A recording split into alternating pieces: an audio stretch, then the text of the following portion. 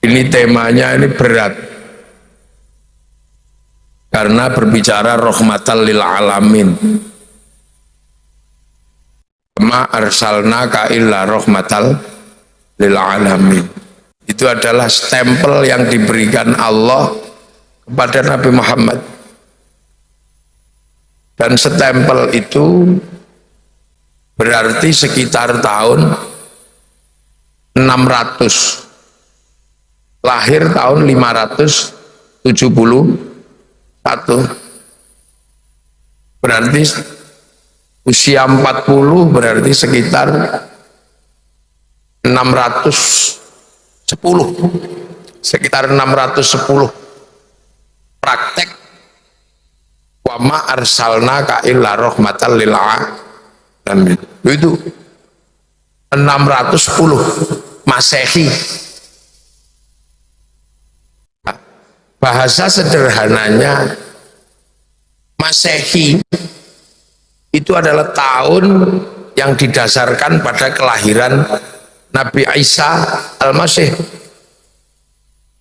Maka yang harus kita pahami adalah bahwa sebelum tahun 600 sudah ada peradaban. Jadi jangan dikira ketika tahun 610 Nabi itu rahmatan lil alamin, itu dunia masih kosong. Ukurannya saja Masehi, artinya dunia ini sudah penuh. Sudah penuh peradaban. Ini yang harus nah, kecuali Nabi Adam.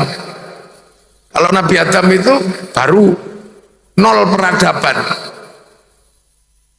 Makanya hidupnya Nabi Adam itu damai, gak pernah ribut sama mertuanya. Satu-satunya manusia yang gak pernah ribut sama mertua itu ya Nabi Adam sama Siti Hawa, karena gak punya mertua. Itu manusia pertama. Generasi berikutnya sudah membangun peradabannya masing-masing. Umatnya Nabi Nuh bangun peradaban, umatnya Nabi Musa bahkan bangun peradaban, umatnya Nabi Isa bangun peradaban. Jadi dunia ini sudah berisi peradaban yang banyak. Bahkan tahun 450 ya, di Malang ini sudah berdiri kerajaan Kanjuruhan. Ini sudah berdiri, sudah punya negara. Tahun 300 di Kutai Kartanegara, Kalimantan Timur berdiri negara. Tahun 400 di Jawa Barat ada kerajaan Tarumanegara. Bareng Nabi jadi nabi di sana, di sini berdiri kerajaan besar namanya Mataram. Dan hanya selisih 200 tahun setelah Nabi ada bangunan besar namanya Borobudur. Jadi Nabi itu lahir sudah di tengah peradaban yang banyak. Yang jahiliyah itu kan cuma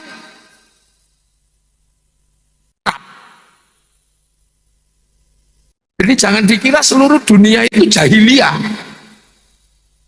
Yang jahiliyah itu ya Arab itu yang menyembah berhala.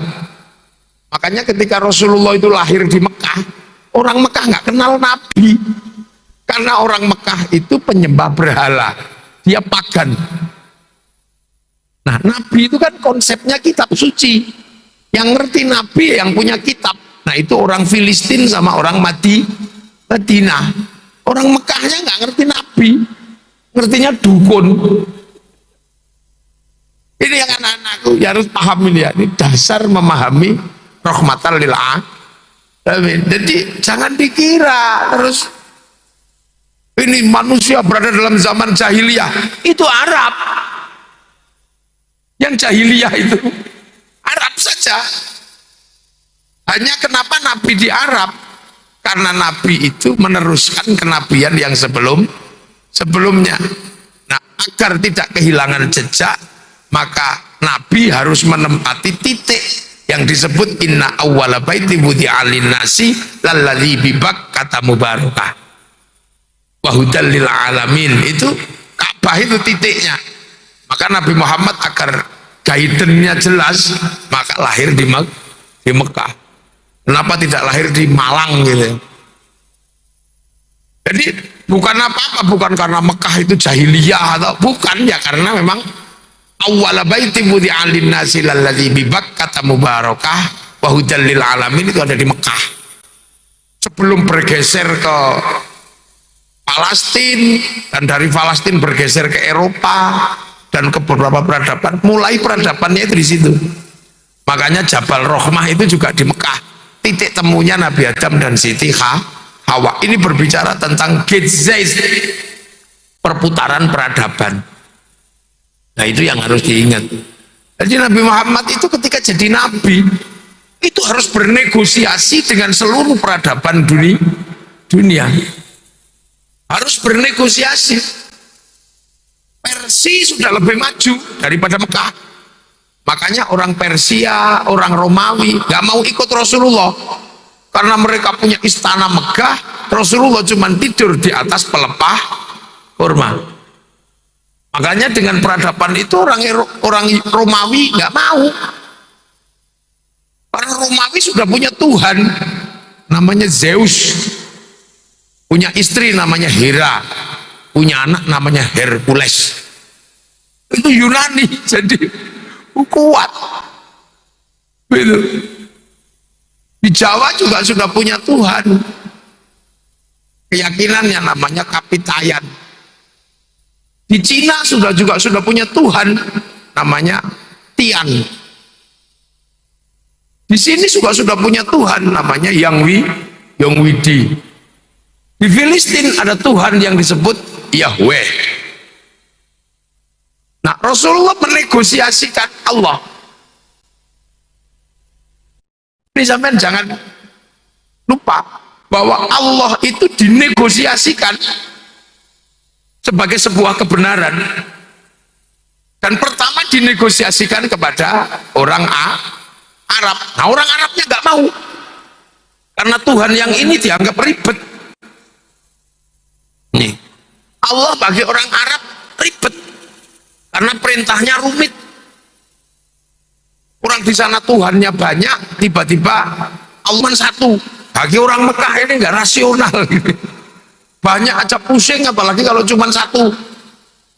Perintahnya juga memusingkan orang Arab waktu itu. Sudah tahu nggak ada air, disuruh wudhu. Minum aja susah, malah disuruh wudhu. Apalagi jinabat, pakai mandi. Padahal jinabatnya orang Arab itu semalam bisa 8 kali. Dinegosiasikan. Makanan susah, disuruh zakat. Ini perintah Tuhanmu ini susah Muhammad. Sudah tahu panas disuruh puasa. Ini aneh ini. Makanya negosiasi pertama buat orang Mekah gagal. Akhirnya geser ke Madinah. Di Madinah lebih mudah karena ketemu masyarakat kota, masyarakat yang sudah maju karena pusat ini jalur sutra. Jadi Islam itu pertama kali berkembang di kota, makanya disebut Islam Madani, Madinah itu. Nah, masyarakat Madani, kalau orang Jawa jadi repot karena Madani itu wadan-wadanan. Jadi dia menjadi rumit. Nah, sehingga hebat loh kalau sekarang Islam berkembang ke kampung-kampung itu, tidak di kota-kota itu, karena basicnya waktu pertama itu masyarakat kota, masyarakat Madinah sudah ngerti Nabi karena di sana ada orang Yahudi, ada orang Nasrani. Di Mekah itu yang ngerti Nabi itu cuma Warokoh bin Nufail, pendeta Nasrani. Jadi Tuhan itu dinegosiasikan. Makanya Rasulullah itu menegosiasikan agama. Jangan dikira Rasulullah terus tidur nyenyak terus agama jalan sendiri. Enggak, dinegosiasikan. Makanya dalam Al-Quran ada wakafa billahi syahidah. Ya Rasulullah sendiri aja yang ngerti tentang Allah. Nggak ada yang tahu. Muhammadur Rasulullah. Ya Rasul aja yang ngerti kalau Rasul itu utusan Allah. Jadi pertama nggak ada yang tahu. Sampai ketemu orang yang percaya, yang dalam bahasa Al-Quran disebut walladzina ma'ahu. Orang-orang yang bersama Rasul, yaitu jenis sahabat. Nah karena Rasulullah itu orang Mekah, maka walladzina ma'ahunya ya orang Mekah Madinah, makanya namanya Abu Bakar, Umar, Utsman, Ali, namanya begitu, sama-sama Mekah, sama-sama Arab. Makanya nggak ada sahabat kok namanya Joni, itu nggak ada. Ini ruang sosiologi antropologinya Mekah. Nah karena situasi harus bernegosiasi, maka asyidda'u alal kufar, kelahi dulu sama orang-orang yang menolak, sampai akhirnya ternegosiasi dengan luar biasa. Rasulullah menegosiasikan apa? Menegosiasikan 6-5. Itulah basicnya agama. Maka sehebat apapun kita nggak boleh lupa bahwa Rasulullah itu punya 6-5. Mahwal iman itu aja yang dinegosiasikan. Mahwal iman antuk minabillah, iman kepada Allah. Nah itu, maka tidak ada orang beriman disebut beriman kalau nggak iman kepada Allah. Maka sampean insya Allah semuanya sudah orang beriman. Wa malaikatihi, dan malaikat Allah. Jadi walaupun orang Yunisma sehebat apapun, harus ada pelajaran tentang malaikat Allah. Itu dasar kok. Jadi harus tahu bedanya Jibril sama Lia Eden, itu harus tahu. Malaikat itu harus tahu sampean. Wa kutubihi, dan kitab-kitabnya Allah. Lah ini Yunisma harus lebih hebat di situ. Karena kitab Allah itu nggak cuman Quran. Sebelumnya ada Taurat, ada Injil, ada Zabur. Zabur itu kitabnya Nabi Dawud. Nabi Dawud itu ahli logam.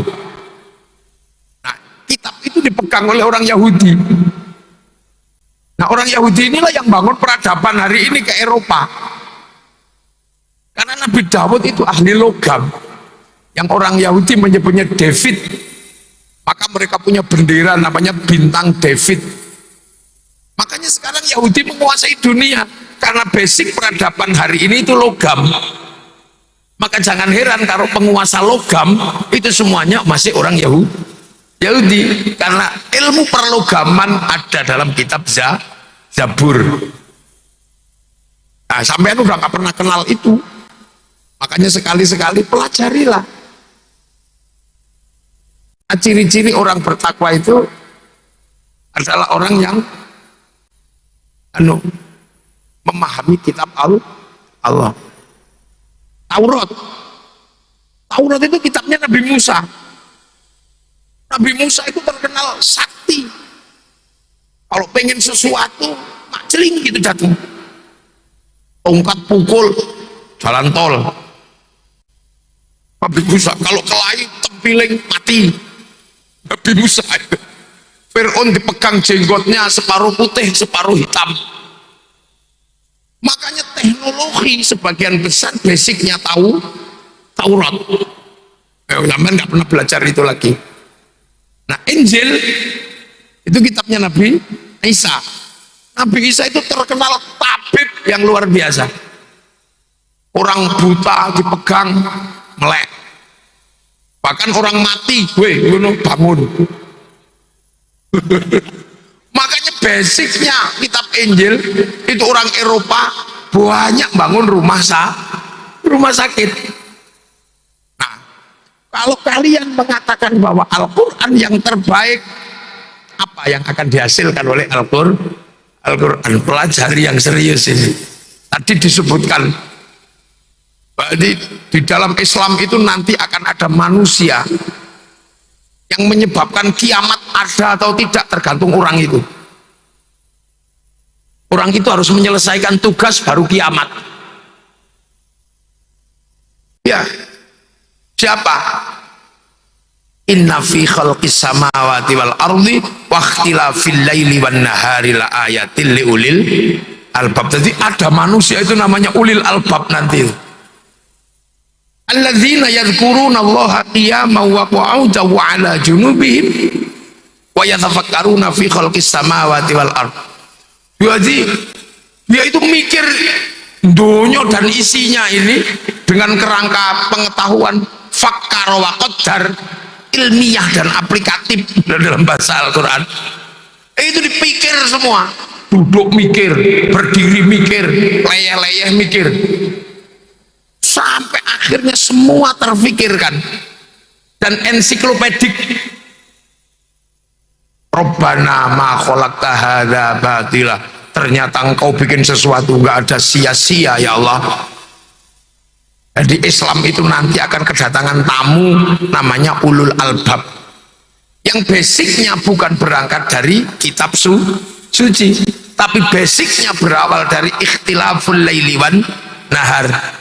Jadi itu basicnya dari itu penelitian, laboratorium. Itu ketemu Gusti Allah nanti di situ. Nek sampean kan ketemu pangeran krono dikei tek, kei Quran iki lho Gusti Allah. Tapi nanti akan ada orang yang ketemu pangeran itu tidak berangkat dari teks, tapi berangkat dari laboratorium penelitian, sampai mengatakan Rabbana ma khalaqta hadza batila. Ternyata ada puncak yang manusia nggak bisa mengetahui selain di luar manusia, dan mereka akan sampai kepada Allah. Makanya jangan ribut teks terus, nanti kalian kedatangan tamu pusing. Rabbana ma khalaqta hadza batila subhanaka faqina adzabannar. Rabbana innaka man tudkhilin nar faqad akhzaita wa ma lidh-dhalimin min ansor. Rabbana innana sami'na munadiyan yunadi lil iman an aminu bi rabbikum fa amanna. Rabbana faghfir lana dhunubana wa kaffir 'anna sayyi'atina wa tawaffana ma'al abrar. Rabbana wa atina ma wa'adtana 'ala rusulika wa la tukhzina yaumal qiyamah innaka la tukhliful mi'ad. Ini manusia baru, ini manusia baru akan sampai ke sana. Nah itu ensiklopedik, dunia ketahuan semua rahasianya selain ruh. Wa ma utitu minal ilmi illa qalila. Makanya sampean jangan mikir kiamat aja, masih panjang, karena dunia masih banyak yang terselubungi, belum diketahui secara keseluruhan dalam ilmu pengetahuan. Dan kiamat nanti apa kata Indonesia? Ya, karena ensiklopedi biotik abiotik itu terbanyak ada di Indonesia. Arab itu menyimpan binatang berapa? Paling unta, kambing, apa, arnab gitu.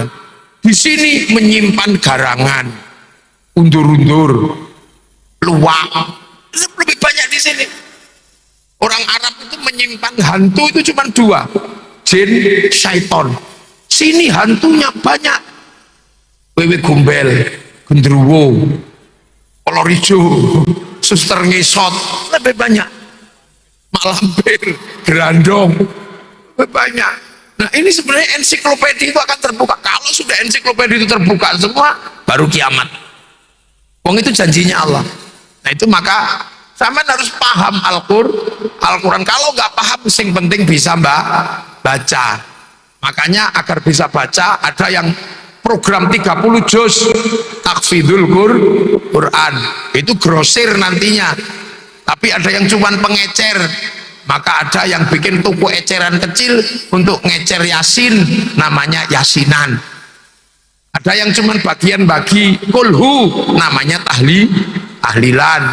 Ada yang bagian bagi bismillah, namanya suwuk loro untu. Ada yang bagian cuman bagi satu huruf tok. Orang Jawa kalau dipanggil bapaknya jawab nun, itu satu huruf tok. Tuh. Ini terkait apa? Kitab-kitab Allah. Jadi orang beriman itu antuk minabillah wa malaikati wa kutubi. Yang keempat, wa rasulihi. Zaman harus hafal, gak boleh. Rasul-rasul Allah dan dinamika sosiologi, antropologinya harus paham. anak Yai, anak apa? Unisma harus ngerti. Jangan ngerti Nabi Muhammad tok, harus ngerti Nabi yang nggak pulang, namanya Nabi Idris, itu nggak pulang, ya tongkrong di langit sana, nggak mau pulang. Ada Nabi yang terbunuh, Nabi Zakaria. Ada Nabi yang kemudian nggak pulang lagi, Nabi Isa. Ada Nabi yang besar-besar zaman raksasa, Nabi Nuh. Jadi ketika orang pewayangan cerita tentang raksasa, dunia dulu berisi raksasa di zaman Nabi Nuh. Bahkan di zaman Nabi Musa masih ada kampung raksasa. Jadi jangan sampean anggap itu mitos. Ada nabi-nabi itu sampean pelajari. Ini nggak boleh orang beriman kok nggak ngerti warasuli wal yaumil akhir. Nah ini ensiklopedia kiamat, cuman nggak usah terlalu banyak dibahas karena kiamat itu bareng-bareng. Bareng-bareng aja kok ribut, paling blung mati bareng gitu aja. Kalau Hizbut Tahrir kan suka bahas kiamat, bahkan ngeramal, tapi berkali-kali gagal. Nah itu kiamat. Yang keenam, sampean harus paham, wabil qadri khairihi wa syarrihi minallahi ta'ala. Baik buruk itu dari Allah. Ini kan anak mahasiswa susah memahaminya karena ini apa logikanya. Wong takdir itu baik buruk itu Allah yang menentukan. Contoh paling gampang, sampean ditakdir sama Allah, tiba-tiba tubuhnya capek luar biasa. Waduh ya Allah, kenapa aku capek? Tapi jangan lupa, capekmu itu ditunggui sama tukang pijat.